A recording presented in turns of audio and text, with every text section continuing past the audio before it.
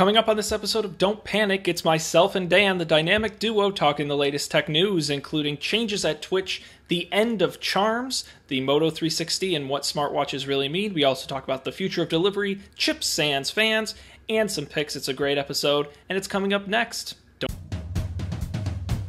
This is Don't Panic, episode number 59, recorded August 11th, 2014, on the Twitch mystery, Broken Charms, and Chips, sans fans.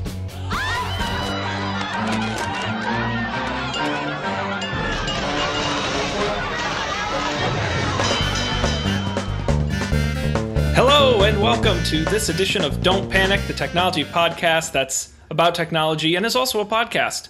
I am Sean Jennings, and I am joined by the one, the only, the Chester A. Arthur of podcasting. That would, of course, be Dan Miller. Dan, what's up?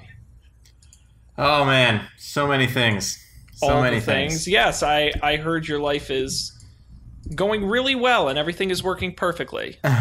Yeah, everything works in the future. Allow me to step you through my life since we last spoke. So, 2 weekends ago, I decided, you know what? I'm going to switch to T-Mobile. But because I was on Verizon, I need to get a new phone, so I had to get a new phone through T-Mobile. T-Mobile I did it all online because I was like, why not? What could go wrong? And it even had a number where you put in your Verizon, or a form where you put in your Verizon account number and PIN and telephone number, and they'll transfer your telephone number for you. And there's all this verbiage about we want to make sure that you don't transfer the number before you get your phone, blah, blah, blah. So I just skipped past all that because clearly they were thinking about it. And I thought I had selected the 2-day express shipping option. Maybe they thought so too, but I didn't get it in 2 days, and I looked back on the receipt, and I actually had the 4-day regular shipping option. Despite that, my phone promptly ceased to work at midnight Tuesday. So, Tuesday, phone stops working. That's alright, fine. I'll get a new phone on Thursday, no big deal. Tuesday, like 11 a.m., I'm sitting at a table at work, and someone spills water upstream of it, and it kind of rapidly, but goes down the table because it was at a slant. Didn't spill it on the laptop. It never seemed like it was submerged, and the MacBook has those little feet on the bottom, so I thought I was fine, so I kept using it. Then half of the screen turned off, and then I realized that it actually didn't charge anymore. So then I got a new laptop, thankfully, that was the same model as my other laptop, except, as it turns out, it wasn't. So weird stuff just doesn't work anymore. It's like a 1 year older model. Around the same time, I actually also broke my Linux server at work, so it is just totally foobarred. Nothing works. The next day... That night, I lost my credit card. I left it at a bar. Simultaneously, Simple was down for maintenance, so my debit card didn't work either. This was the point in my life where I mentioned to you, it was like I was living in the 60s. I had to carry cash. I couldn't really get any more cash. I had no cell phone. So, for all intents and purposes, for my life, it was pretty different. Thursday, I get my new phone, iPhone 5S, pretty awesome. Whoa. Much better than a 4S. I know. Did you get in the champagne? I did not. I got it in the boring old silver. I'm not cool enough for champagne. You don't want to be like Kim Kardashian? Your loss. No, I mean, I know that I look like I want to be like Kim Kardashian, and I am trying, but no. So... Thursday, everything's great. I got my credit card back. They kept it at the bar, thankfully.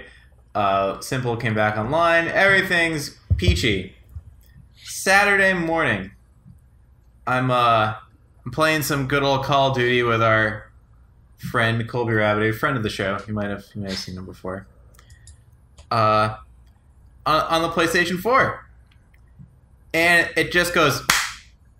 Everything turns off. loud pop. It's like, wow.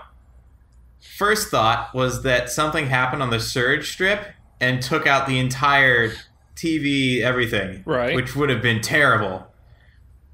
Less terribly, it's just the PS4 just died. Just doesn't even turn on. No power. Oh my god. Nothing at all. That wouldn't be so bad. That wouldn't be so bad. If I weren't leaving for Scotland on Wednesday, I won't be back for 3 weeks. So I'm not even going to get the box to send it in until September because that's the next time I'll be back. But I get back the day Destiny's released. And you're not even going to have a But then when I send machine. it in, I have to wait 10 to 15 business days to get it back. Oh, Dan. I know. Is that it or is there more? That's it. That's, my. There's nothing left. My home laptop, thankfully, still works. Oh, well, now that you said that. My printer still works. I tested that out tonight. What else? I mean, my internet's still up. Last time I left on a trip, my internet went out the night before, which is terrible timing because you want to download your movie for the plane, and so, knock on wood. Wow, Dan. That was my week. How was your week, Sean? Oh, well, I didn't have the same thrill and excitement you did. All my technology worked, but, 1 week you're down and the next week I'm down, so I'm not going to read too much into it. You know how that goes. Yep. Although, speaking of credit cards, I just remembered, you do remember Coin? The Coin, the startup with the card that you put all your cards on? I was just telling someone about that yesterday. Do you remember I ordered one? I did not remember that you ordered one. I talked about it on the show. I actually put money down. Shit. And I'm waiting. And I totally forgot about it. Maybe that's their scheme this whole time, to just have everyone forget. Yeah, I looked yesterday and they haven't started shipping yet. No, so. they said they're going to... I get update emails every so often, but it's been a little bit. And they said they were going to announce something. So, damn. I can't wait for that. Well, Dan, I'm sorry that things didn't work out, but you know what? You're here now. Let's see if we can turn that frown upside down. Yay! With a little technology news. We thank all of you out there for joining us live or on the recorded version. Our website, don'tpanic.io, is where you can get the latest from us. And we do this every Monday night, 10 p.m. Eastern, 7 p.m. Pacific. And our website, there you get links to Facebook, to RSS, to Stitcher, iTunes, the whole 9 yards. Subscribe and do all that. And if you're watching the show live, you can tweet along with the show. Hashtag Don't Panic Show. We'll take your feedback live on air. I apologize. As soon as Dan starts talking about his stuff not working, my internet all of a sudden starts yo-yoing with bandwidth. So we're HD and then we're dropped frames, no D. So I apologize for the live viewers. But, 0 Ds. Indeed. So, Dan, any particular story you want to start with today? Oh, man. What was it? The Twitch changes are interesting to me. Well, let's talk about that then. So, Twitch, many of you may know as the video game streaming video service where you can stream your games out over the internet for people to sit and watch. They're so popular, YouTube is expected to pay $1 billion for them. Neither company has confirmed this, by the way. Wait a second. Yes. I thought Google already bought them. No. What? Nope.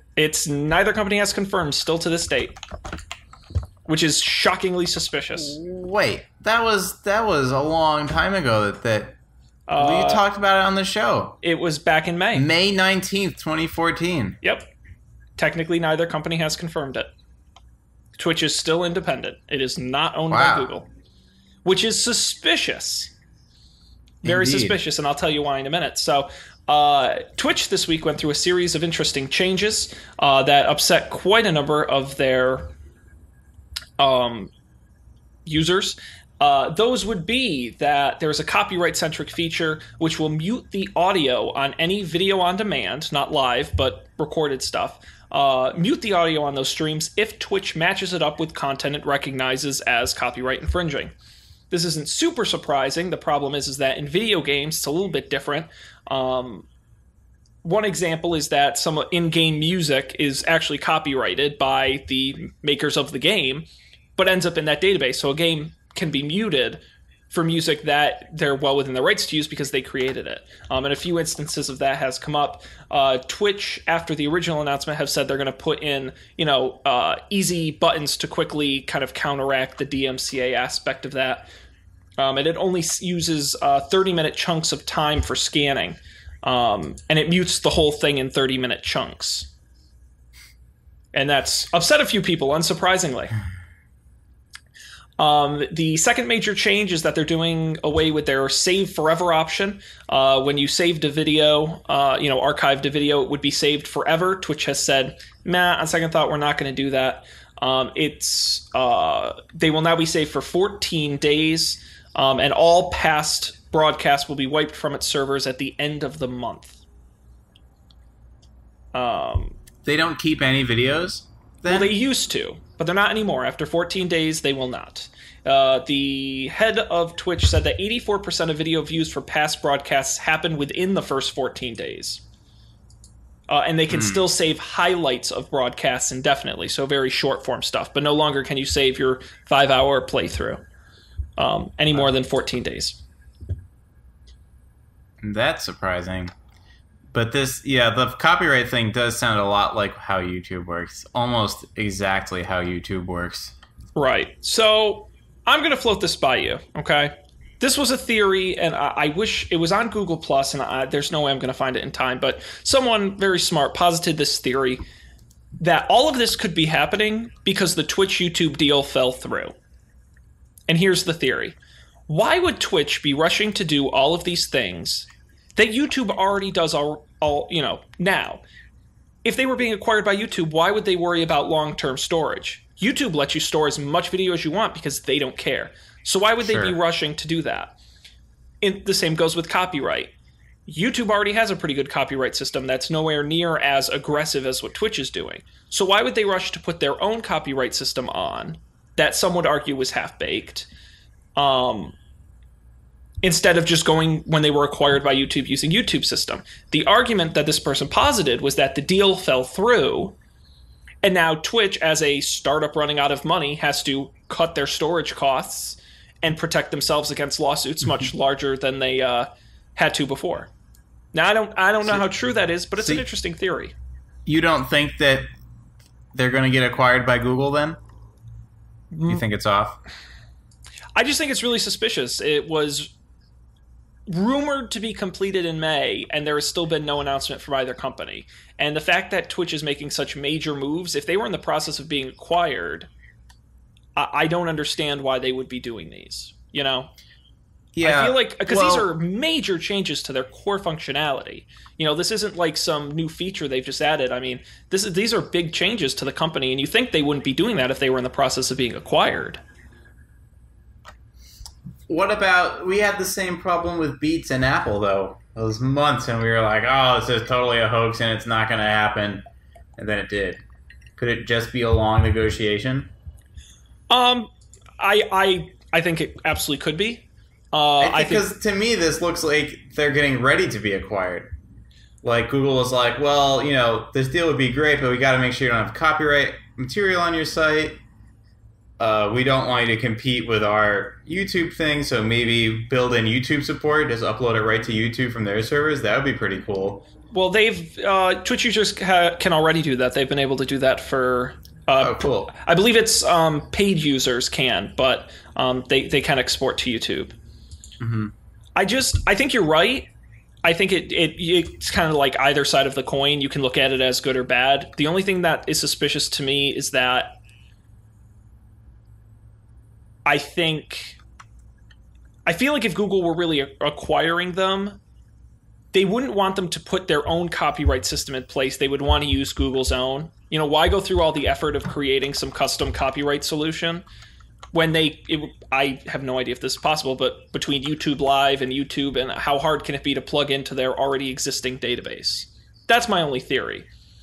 Because these are the kind of things Twitch would have to do to either stay alive as an independent company or get acquired by somebody else. I don't know. I'm going to play devil's advocate, but I think you are right. I think it could very easily just be them, Google saying, do these couple things and we'll acquire you, and it's just taking long to hammer out the details. But it certainly upset users. Yeah. Yeah, then it looks exactly like how YouTube works, where even I was reading in this article, even Twitch's own first party streams now have 30-second blocks out of them. The Dota officially licensed music on the Dota official stream causes the Dota stream to be muted. That sounds a lot like the stupid crap that YouTube does. Right, exactly. We all know how copyright can be kind of a pain in the ass, and systems aren't really built properly to handle that. So, do you remember Twitch plays Pokemon? We talked about I do. The December timeframe. I do. Guess what they have playing Pokemon now? I couldn't even begin to guess because I know the answer. So what could it be? Fish. Fish plays Pokemon. Fish plays Pokemon. I'm going to see if it's still going on. Oh, it's still going on. I'm looking at it right now. They're stuck in a corner right now, though. It's pretty dramatic. So, basically, this person has a fish tank set up with a camera in front of it, and they wrote software to detect where the fish is in the fish tank, and it kind of just looks like a tic-tac-toe board. It has 9 squares, and depending on which square the fish is mostly in determines which button gets pressed. It actually looks like he changed it so that the squares, the buttons that's pressed in each, the button assigned to each square changes over time, it looks like. Yeah, look at this. I'm watching it. And it's up on the screen for anyone watching the video. Yeah, look at that. Oh, man, that's so... Oh, now I'm getting an ad. Damn you, St. Jude Children's Research Hospital. 3,000 people are currently watching it. Over 3 million total views. Just goes to show people will watch anything. We're watching it. I really want that fish to go up right now so that the guy can move back onto the path. It's such a gimmick. It's awesome. And you know me, I'm a big fan of the gimmick, so... come on. There we go. All right. Yeah, so as much fun as that is, it'll be curious to see where Twitch goes next. And if they actually do get acquired by YouTube or not. Frequently asked questions. Is the fish dead? No, the fish is not dead. He just sleeps sometimes. Oh, man, how sad would that be? Whew. Disappointing. All right, let's move on to another story. Dan, you were unfamiliar with charms. I have no idea what a charm is. You have no... Well, I know that I'm charming, but... Oh, stop you. Oh my gosh, he moved. He moved down the path. Okay, sorry, keep going. We've officially lost Dan. It's over. It's over. So if you're not familiar with charms, charms were the addition in Windows 8 where you, on a touch screen, swipe in from the right-hand side, and a little bar pops up with a series of icons. Search, share, start, devices, settings. And they were designed to be, if you were on a touch screen rather than have a series of buttons, I'm trying to think, kind of like the on iOS when you swipe up from the bottom. Oh, this was the way you used to have to restart a Windows 8 touch device. Exactly. And this was how you got to your settings and things like that. Yep, the charms bar. On a touch screen, it kind of made sense. And on a keyboard and mouse machine, it's really irritating because whenever you kind of put your mouse over there, it pops up. Windows 8.1 helped. It kind of reduced the amount of contact you needed, or it increased the amount of contact so it wouldn't always pop up, but it basically wasn't used. Yeah, because it was impossible to use. Well, that, and another thing a lot of people don't realize about charms is that it's, I don't know if it's an API or whatever it is, but it's open, and the idea is like the share, for example, you would build a Windows app that would plug into the share menu. So if you were on a web page and you would tap share and then you would tap, Pinterest, it would share from within Windows instead of you having to copy and paste or do something like that. That was the idea. Mm-hmm. Same with devices and search. But no one really did that. So rumors are going around that and it's not really a rumor. It's, some screenshots have leaked, but in Windows 9, the upcoming version of Windows, Microsoft is going to remove its charms bar. This is in current builds of Windows Threshold, which is the code name for Windows 9, or I guess, yeah. Instead, Metro-style Windows 8 apps will get title bars that include some menus with the Charms component. So instead, it will be baked into the app, sort of like your traditional file, edit, type menu you may be used to in Windows. What is replacing it? Will it just be the start menu? Yes. No. Yes? Yeah, start menu's coming back. How do you get the start menu? I know it's coming back, but I thought on touch you still wouldn't use it because it'd all be Metro at that point. Right. So instead of, it's going to be like permanent. Let me see if I can get a picture of a screen grab of the release, but it's going to be on the top of each app.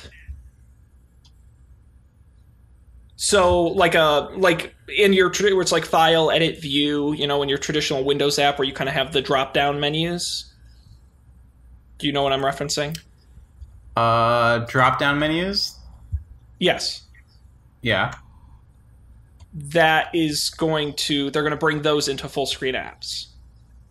Okay. They will get, quote, existing modern Windows 8 apps will get title bars that include menus that have Charms components listed. Oh, so that actually sounds a lot like OS X at that point. Yes. Right? So there'd be like a system menu drop down on the top. Except it's no built matter what app. Well, yeah, it's built into all the apps. So right, no matter what app you have open. Yeah. Yep. Yeah. Interesting. I think part of the problem with Charms is that if you were never properly trained on Windows 8, you may have never found them. Yeah, they were not discoverable. No, they really weren't. Yeah. And then when they did come up, people got really confused. I know from the people who I saw first try to use Windows 8, especially with a keyboard and mouse, they'd be, why does this thing keep popping up? It was an absolute disaster. So I'm not surprised they're getting rid of it. It's kind of a shame, too, because I think the concept is strong. This idea of having kind of a central menu that you can access from anywhere in the OS that gives you, instant access to Start, which will flip you between the desktop and Metro and other features, including settings. That makes sense to me. But outside of that, I don't know. It's a little bit of a bummer. I like Charms. I was all about the Charms. Charms looked so good. Really? Such promise. Okay. No, honestly. I agree that the functionality is necessary, but the implementation was not good.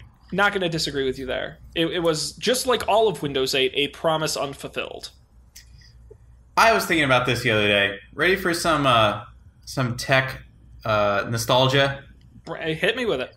Remember in Windows Vista, when you installed Windows Vista by default, you got like this weird sidebar, like OS X dashboard widget-esque thing with a calendar and a stupid analog clock. Yeah, it's one of my biggest. They were just called widgets? Yep. Aside, analog clocks on computers are one of my biggest pet peeves because it's just stupid. But whatever, those weren't in Windows 7, right? That's a good. I know they weren't on by default. They may have been in there. Okay. Or at least I was just wondering what happened to those. Yeah, they're not in Windows 8, but I want to say they were in Windows 7, but they were hidden and they didn't have as much. But I knew it was funny because you could either tell who did not care enough about their computer or didn't know well enough to turn them off because they were huge resource hogs. But the other thing was, like, there were some people who were super hardcore about widgets. Oh, interesting. Like, I knew a couple people who were like, had them awesome customized, all these different notifications and ping things. I mean, it's not a terrible concept. One glance way to look at important things on your computer. Poor implementation. But you're right, I forgot about widgets. Now, do you think most Android users use widgets? No. Okay. I don't think so because I still, and I would bet most Android users still have the default widgets. That's what I was going to say. Most of the Android users I see, they have widgets, but they're just the ones that came on it, and they don't think they could even remove them, or they don't think to. But that's the problem with widgets, and it's gotten better. in the last release or two where you can kind of just hold and drag to get rid of a widget. But widgets are really like difficult to figure out how to get onto your desktop, and how to, like, when you start resizing them into, you know, adding squares, making it bigger or smaller. It's awful. It's painful to do. So I'm not surprised. It's a cool concept, but I don't know. I don't miss them. And OS 10's getting rid of the dashboard next. Yeah. In Yosemite too. So. But they're kind of bringing in widgets. In the notification thing. You're right. Widgets are back. In the same way as iOS, everything's a cycle. Yeah. Windows are gone, and then Windows are back. What are you gonna do? Start menu's gone. Start menu's back. Hey, I never gave up my start menu, man. I got the third-party app. I kept my start menu. That's right. You picked it on the show too. I Start 8, which is excellent, and I still highly recommend it because I use it constantly. But I'm just an old fogey like that. So speaking of widgets, this Moto 360 thing. Yeah, let's talk about smart. Well, okay, let's do the Moto 360 thing first. All right, but then we'll talk about smartwatches. So this week, it came out online. I don't really think it's a first look. I don't really think it's leaked, but shots of the Moto 360 smartwatch in its kind of charging cradle. One of the complaints with the LG G Watch and the Samsung Gear watches is that both require you to plug them in. But the Moto 360, unlike the other two, will have built-in wireless inductive charging using the QI wireless charging standard. And if you can see pictures, I recommend going online. It's this kind of cool little holder dock-looking thing you just set your watch on. And it looks really slick. According to the site, the battery for the watch lasts over 2 days and will include IP67 certification, meaning it's dust and water resistant. And will also have an optical heart rate sensor and pedometer functions. It's expected to release late this summer. So yeah, it's very late at this point. Well, Google's doing an event this fall at some point. I think that they want to announce it before then, but if it gets pushed, because Android L is officially being launched, right? In the fall? Android L. I don't know. We need our soon-to-be iOS Android user back on. Yeah, yeah, the guy who gave it up. Yeah, I'm pretty sure L is being... it was just teased at...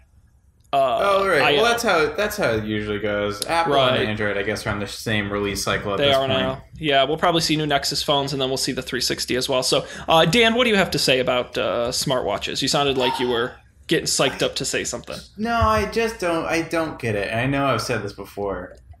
Do you get it? Do you want a smartwatch? Like, I would try one. Dan, let me. Maybe this will help. I will be sitting there during the Apple announcement with my credit card in my hand, assuming they'll let me pre-order one. Control-R-ing apple.com/store repeatedly. That is my next big gadget purchase, is the smartwatch. I am all about the smartwatch. What are you excited about it? I'm excited. I am a big notifications nerd.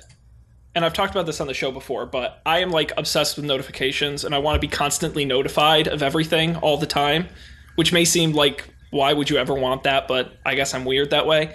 And the watch is the natural extension of that. Mm-hmm. And assuming the watch is done right and properly, this idea to kind of one glance look, I never feel when my phone vibrates in my pocket, but if it did it on my wrist, I feel like I'd notice this sort of... Yeah. Okay. Yeah. I have a feeling, like most gadgets I purchase, I'll be disappointed in 2 months. But I just think this idea of... I'm sick of the phone. The phone is too much. The phone is too big. I use a very small part of my phone 90% of the time. And that's to look at the screen at the title of an email I want to just one swipe get rid of. See, now, I have stripped down my notifications, so I only get them when I would actually probably want to look at it. Like, how many times do I get a text that I don't want to read the entirety of or respond to? Almost never. uh, I guess Foursquare check-ins I have on, but I don't really want to look at them. Maybe like New York Times stories. I don't look at most of those. What am I wondering about? I don't close out any of my notifications either because Apple needs to add a dismiss all button. God, those things suck. Clicking the little tiny X. I hate that. But see, Dan, then I could see it working for you as you could then change it so you leave your phone in your bag and it automatically gets all your notifications so you can go back and look later. Your watch is the one that gets the few critical ones. Yeah, but on my that's only useful if I'm spending all this time away from my desk. With the Unity, what do they call it? What do they call the thing? It's not continuum. It's continuous continuity. Continuity. There you go. Continuity. With continuity, my notifications get synced to my screen, and that's awesome. I guess if I was like spending lots of times at meetings or running around all day, I see where you're coming from. And there are some other ones that, like, when I get notifications if the subway is delayed, it says delays on the A today at 6:30. I'm not going to open that up. That tells me all I need. So, but that's the other thing too is a smartwatch really has to be smart, right? If it's just that's the problem with the Pebble, right? Is on iOS it just pushes every single notification to your watch. I think, and that's why I'm optimistic about iOS 8 mixing with the Apple smartwatch because I think it's going to give the opportunity to really give smart controls over. It knows, Dan, you've walked into a train station. It will push the train alert to your watch. Like, I know it's a lofty promise, but I think if executed, it's kind of like how phones became extensions of our computers. So if we want to get something big done, we go to our computer. But there's a lot we can do on our phone. I see the watch as the extension of the phone, right? You're narrowing it down into something smaller, more convenient. Sure, it doesn't do everything your phone does, but it does all the kind of critical, important stuff. And I think right now you're buying into a promise because the app ecosystem isn't there. The technology is first round technology. I mean, it's a total crapshoot at this point, but I see the vision. All right. I will also watch the Apple event. Well, everyone and their mother watches the Apple event. I'll keep my wallet in my back pocket though. Well, I'm definitely up for a phone upgrade, so I'm definitely getting the new iPhone. That's a guarantee. That's why I went T-Mobile Jump plan. Don't even need to worry about it when the new phone comes out. Yeah, how's the well, you haven't had it for long, but how's the service been with T-Mobile? Have you so far been satisfied? Yeah, I mean it's not as good as Verizon, like I can tell that, but I like most of the time I'm here or at work where there's Wi-Fi and there's service in both places as it turns out. But T-Mobile pushes calls through Wi-Fi, right? Yeah, I read something about that. I haven't played around with it at all. I'd be curious to see how well that works and what the deal is with that. How do you do that? Do you know? Oh, wait, isn't that a new iOS feature? It's not in the current version of iOS? I think that's probably the thing is they've supported it for like a long time. It's just certain phones support it. Let's see. Learn about Wi-Fi calling. Phone. Wi-Fi calling allows you to make and receive calls. Wi-Fi calling is easy. You just have to activate it on your phone and connect to Wi-Fi. Okay. Wi-Fi calling iOS. See. Yeah, I think you need the iOS 8 to do it on an iPhone. Interesting. All right. Well, that'll be coming soon. Soon. October. Fingers crossed. Yeah. Yeah, well, it's in our rundown. I don't think there's much to really talk about, but iOS, Apple, September 9th is the rumored launch date as put out by the Recode blog. And that's when Destiny's coming out, too. It's going to be a crazy day. Yeah. Hopefully I'll have my PS4 at that point. Yeah, hopefully. If not, though, I can comfort myself by watching some Apple keynote. It's going to be exciting. I should probably just tell my boss now that I'm unavailable for the day. Yeah, you gotta work from home. You gotta, yeah. It's always what, 1 o'clock Eastern? I guess it varies by year. Noon, I think it's 1 o'clock almost Eastern. always 1 o'clock because it's usually right during my lunchtime. Yep. So I'll have to. Maybe I'll watch it on the treadmill or something. Do you have any thoughts or comments on the announcement, or should we maybe wait to do a preview?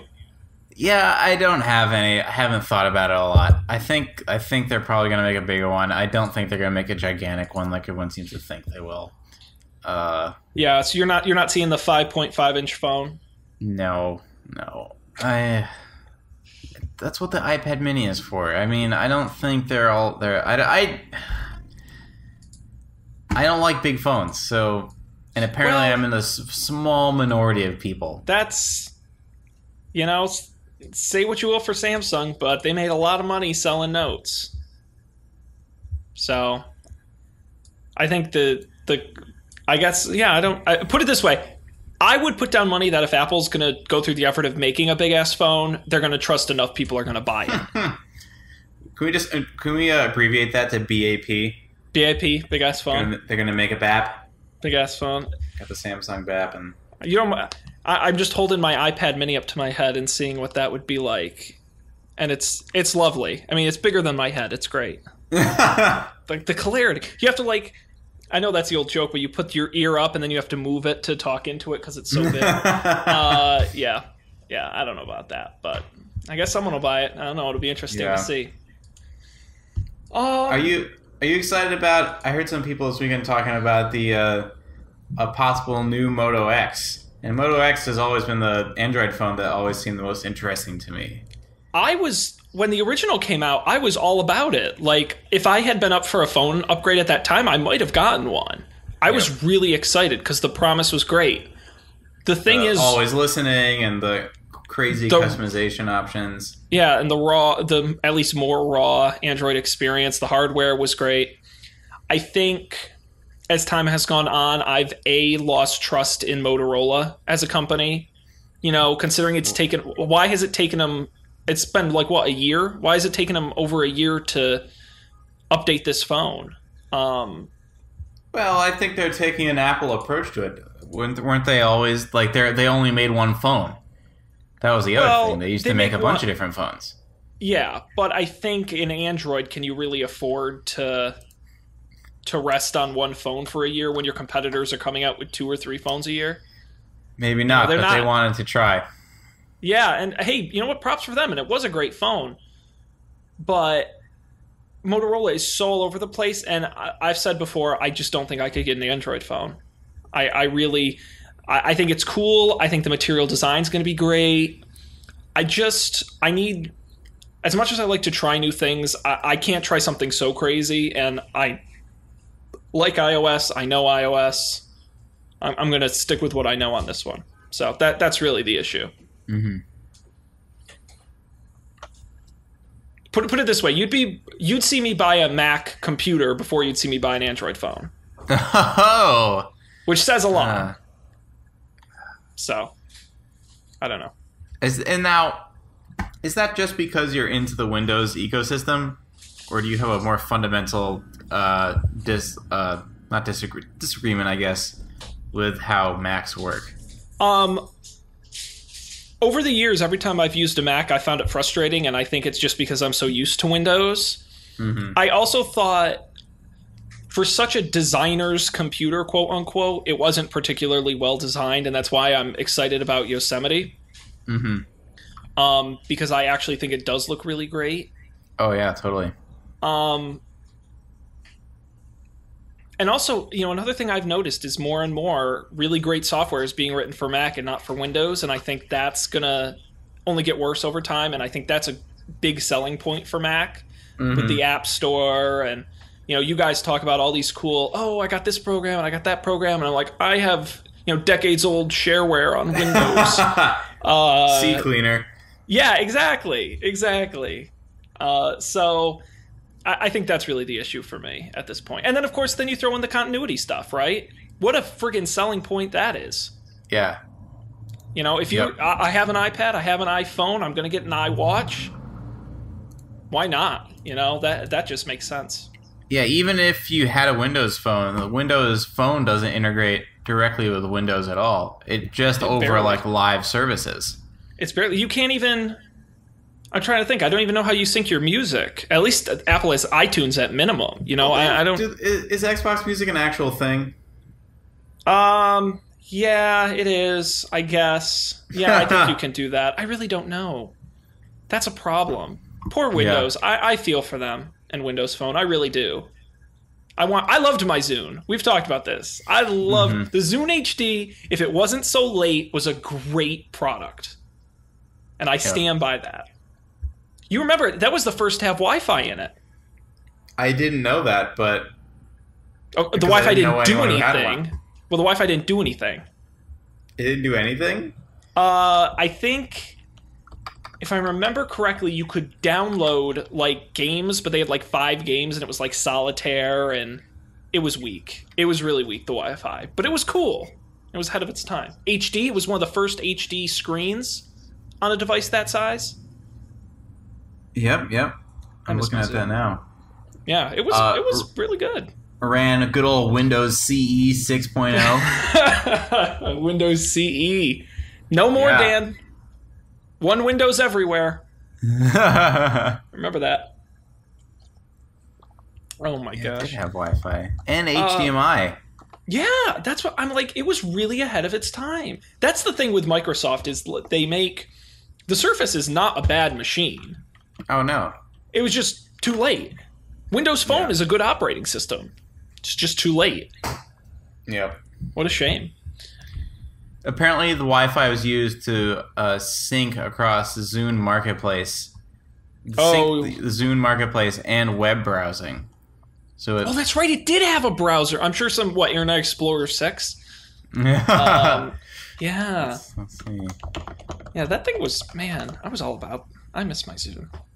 And you know when I had the Zune? I had it I bought it on eBay. I had it years after it was cool. I think I had a sophomore year in college. Oh, wow. Yeah, because it was really cheap on eBay, and I'm like, I want to try a Zune. Turns out nobody wants them. The web browser has pinch and stretch for zooming and page reorientation built in due to the accelerometer.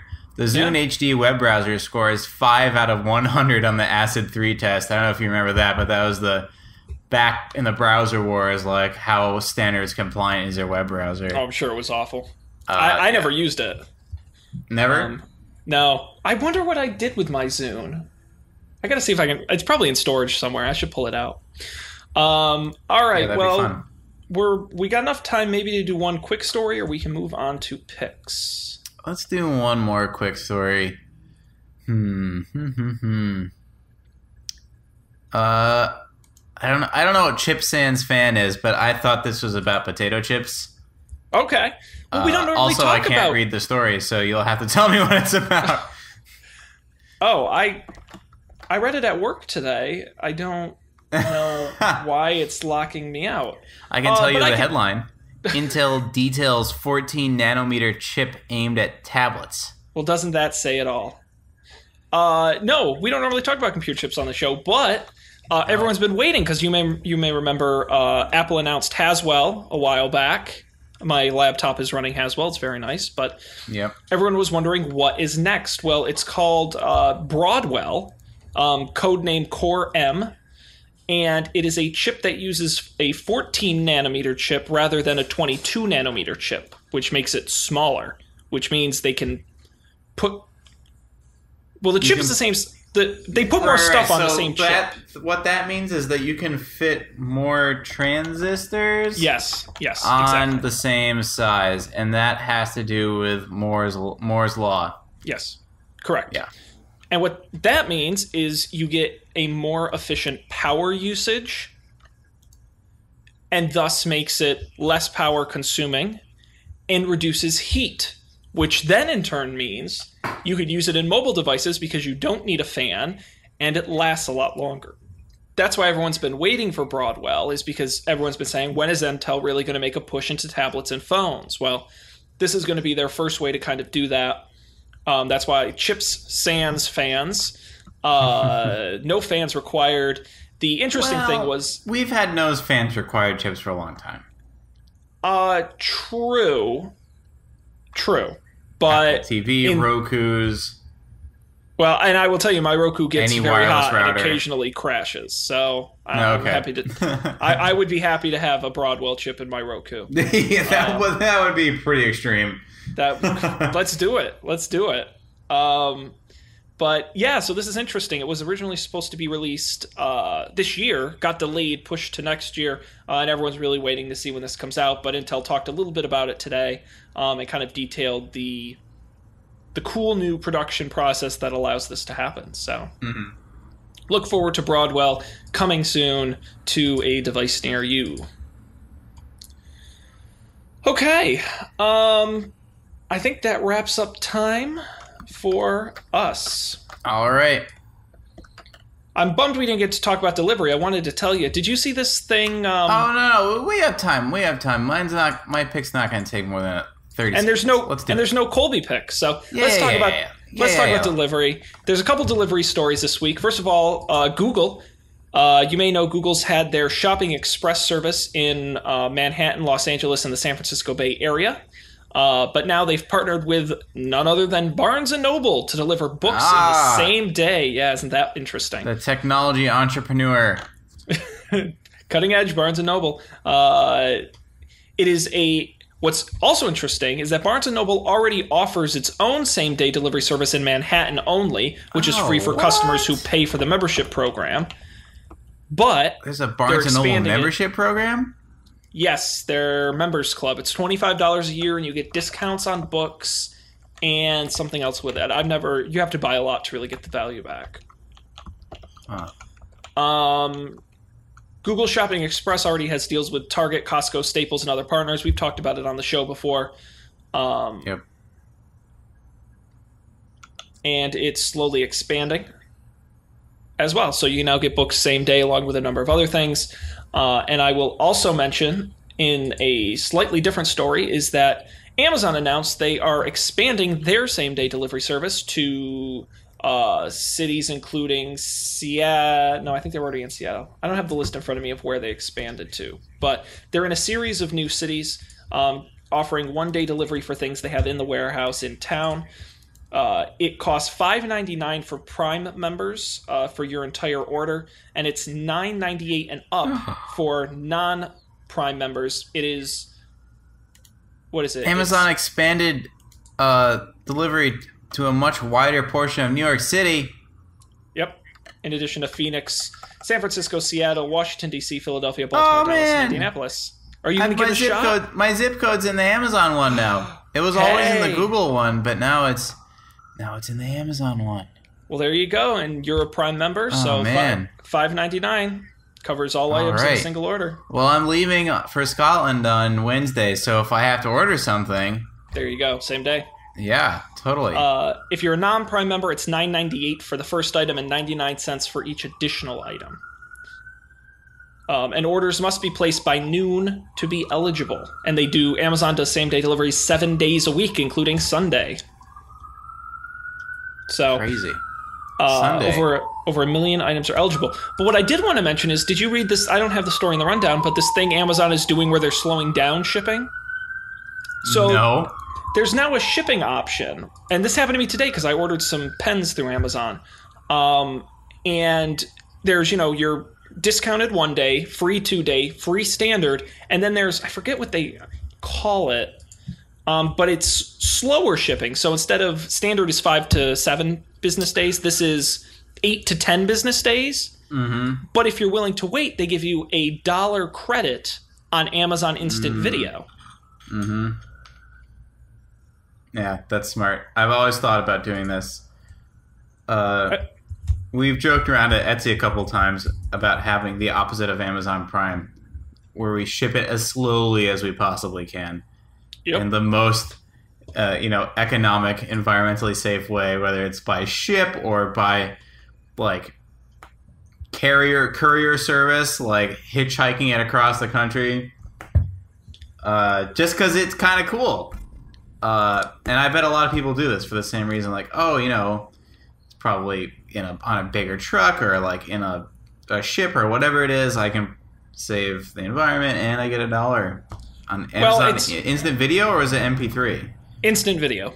Oh, that's awesome. I use Amazon. I pay for stuff on Amazon Instant Video all the time. I think it's great. Yeah, they call it no rush delivery. No rush. 8 to 10 days. I think it's great just to give Prime users the option, because you don't always, if I wanted 2 days, give me that. But if I don't, and think of the, I can only imagine how much that saves Amazon. Right. It's got to be a fortune. So I think that's a really cool thing. I use that for the first time today. So I'll get my pen in 8 to 10 business days. Cool. All right. Well, I guess we'll move on to picks now that we've talked through all the news. Yes. I guess. I'm going to go first. This is kind of a cool thing. So this just came up on my radar this week. I'm sure, Dan, you've used things like Google Drive or Dropbox and have shared your files with others, collaborated on documents in Google Drive, things of that nature. But then I know I've done it where I forget. I've shared a file. I've got so many files, and because you can share at the individual file level, you may have 100 files you're sharing with 100 different people. Yeah. But there's no one way to look and see all of your files you're sharing and who you're sharing them with. You'd have to individually look at each file and see what permissions you set, whether it's a publicly accessible link or you shared it with another Google user. There's no one place to do that on Google Drive. Well, some really neat programmers fellow went ahead and reached into that Google login service, and all you do is give them access to your Google Drive, and they scan your entire Google Drive to tell you who has access to what folders and files, and you don't even realize it. So I had them scan my Google Drive, and there were over 100 different people, I'm not kidding, who had access to different files in my Google Drive. Now, they were files we were working on collaboratively, so it wasn't the end of the world, but you don't really realize it until you look and have them all on a single page. The other thing I didn't realize was files I had publicly accessible links, or files I just had publicly available. Now, this just launched this week. They're saying in another week or two they're going to roll out the feature to one-click revoke access from their site, which you can't do yet. But that I'm looking forward to, because then I can just revoke everyone's access. Yeah. But it's just kind of a cool idea. If you're just curious, if you've got a lot of stuff being shared, or a fun thing to look at, it's called Who Has Access, and you can get it at whohasaccess.com. Cool, very cool. I don't really see... I don't know. I'm running it. We'll see what I think. Maybe I'll be affected, but... Yeah, I will warn you, they got a little slammed from the coverage, and it took like 10 minutes for them to get through my Google Drive. But they're scanning each file, so, it takes time. Yeah. But, yeah, it's interesting. Cool. All right. Continuum, Dan, the television series. I've heard of this. I have to remember which one it is. So, Continuum, it's on Netflix. I finished Parks and Rec like a month ago now. And as per usual, I fell into a deep depression, like when I finish any good TV show, even if it is just a sitcom. And my friend said, Dan, you should watch Continuum. I think you'll enjoy it. So I watched the first 2 episodes, and I texted her and I said, this was terrible. This is just so corny. And she's like, no, you have to get to the 3rd episode, then it gets good. So I watched the 3rd episode, and then before I knew it, I was watching the season finale of season 1. It got really good. I texted her, and I was, this is just funny, but I texted her as Sarah, what did you think of the last episode? That was crazy. And she goes, I haven't gotten past episode 3. But she was right. I did enjoy it, and it does get good after episode 3. So basically, it's a time travel, kind of a cross between Inception and CSI or Bones. But I would say a cross between Inception and Bones, a very cerebral, time travel-y whodunit flick show. So if you're into any of those things, or if that concept sounds interesting to you, definitely check out Continuum, Continuum.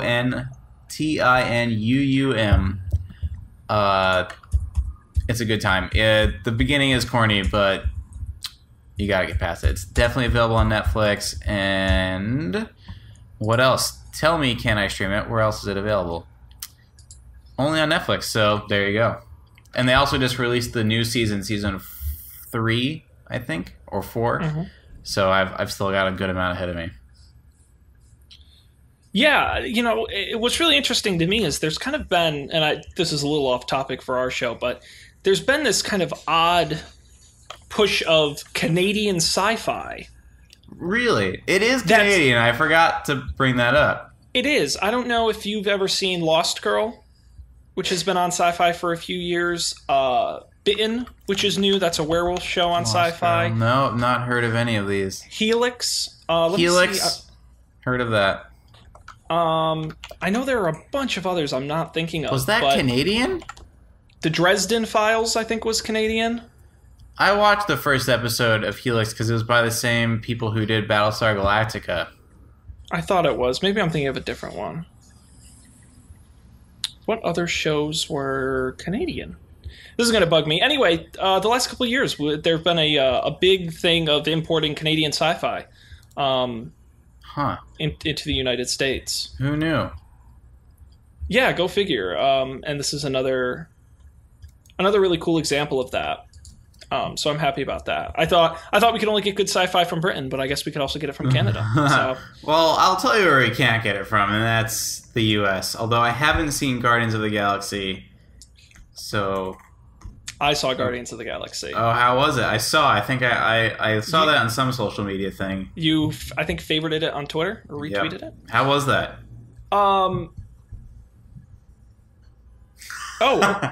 Orphan Black is also Canadian. I thought that was British. But Orphan Black is supposed to be very good as well. That's who I was thinking of. How was it? It was really good. I told myself there were 3 movies I wanted to see. I had to see in theaters this summer. Captain America 2, The New X-Men, and Guardians of the Galaxy. And I saw all 3. Honestly, superhero movies. That's true, but they were the biggest movies of the summer, to be fair. Sure. Yep. Chris Pratt lived up to the hype. Excellent. You know who was really, I think, underrated was Bradley Cooper as Rocket Raccoon. I thought he was amazing. Mm-hmm. I got a little irritated because the plot was enormously predictable. That sort of unlikely heroes get together, face adversity, the all is lost moment where they're all kind of dead, but they come back to beat the villain in the end. Mm-hmm. It's predictable, but it was shot beautifully. The action sequences were excellent. The soundtrack was excellent. It was just a fun movie. I think I laughed more at this than I did at any Marvel movie ever. So I would definitely recommend people seeing it. I really enjoyed it. Cool. It was good. I really want to see it. Hopefully I'll have time. I think we needed a fun Marvel movie. Yeah. Believe me, the action was excellent and it was really dramatic and all of that. But I think after seeing Captain America 2, which was really heavy and kind of dramatic, it was nice to get the kind of contrast. Mm-hmm. And I'm certain it was much better than Teenage Mutant Ninja Turtles. So. Yeah. Yeah. Yeah. Yeah. I remember seeing the Teenage Mutant Ninja Turtles, the old early 90s or late 80s one. The movie with them in the costumes? Yeah. Live action costumes. With Vanilla Ice?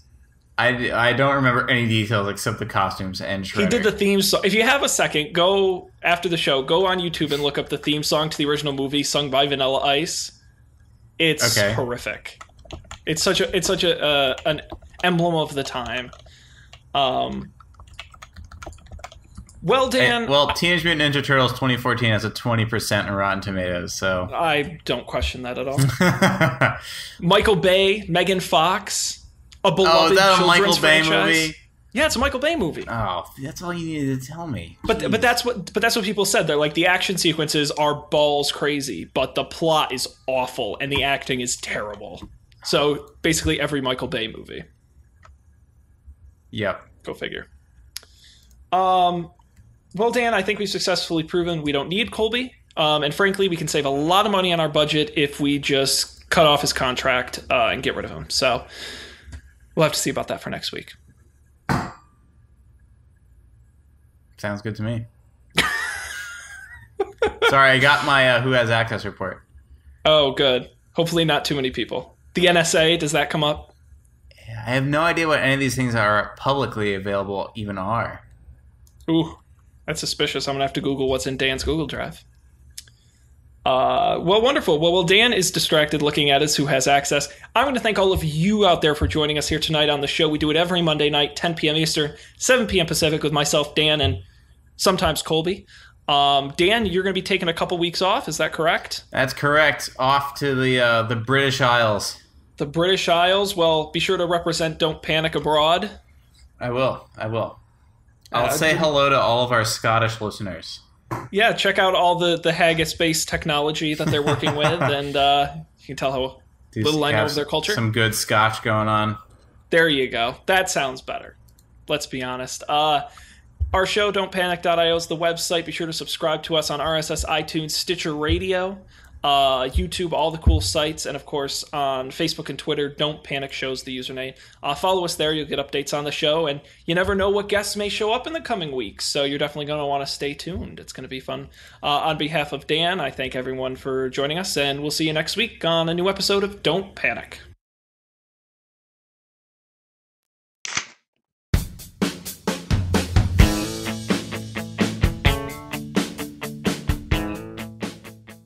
This show is brewed fresh weekly by the Coffee and Beer Podcast Network. Get all our shows at our website, coffeeandbeer.tv.